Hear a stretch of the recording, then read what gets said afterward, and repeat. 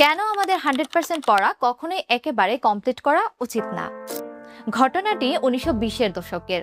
মনোবিজ্ঞানী ব্লোমা জাইগার্নিক একটি রেস্টুরেন্টে বসে লক্ষ্য করলেন ওয়েটাররা কোনো কিছু না লিখেই বড় বড় অর্ডার নিখুঁতভাবে মনে রাখছে।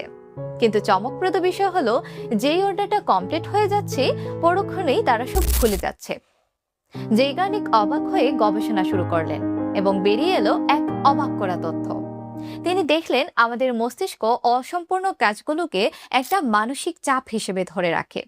যতক্ষণ কাজটা শেষ না হয় ব্রেইন সেটাকে বারবার মনে করিয়ে দেয়, কিন্তু কাজ শেষ হওয়ার সাথে সাথেই ব্রেইন সেটাকে ডিলিট করে দেয়। এটাকেই পরে নাম দেয়া হয় জাইগার্নিক এফেক্ট।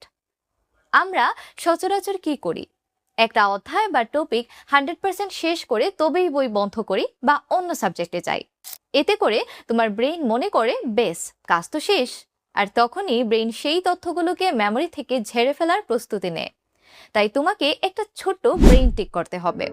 কোনো অধ্যায় বা টপিক একেবারে 100% শেষ করবে না, একটুখানি বাকি রেখেই দিনের পড়া শেষ করো অথবা অন্য সাবজেক্টে চলে যাও। এই যে একটুখানি অসম্পূর্ণ রয়ে গেল, এটাই তোমার ব্রেইনকে একটা পজিটিভ সিগন্যাল দেবে কাজটা কিন্তু এখনো বাকি, যার ফলে তোমার সাবকনসিয়াস মাইন্ড সারাক্ষণ ওই পড়াটা নিয়ে কাজ করতে থাকবে এবং এরপর পরের দিন যখন আবার পড়তে বসবে তখন সবার আগে ওই বাকি থাকা অংশটুকু কমপ্লিট করো। Stay brilliant.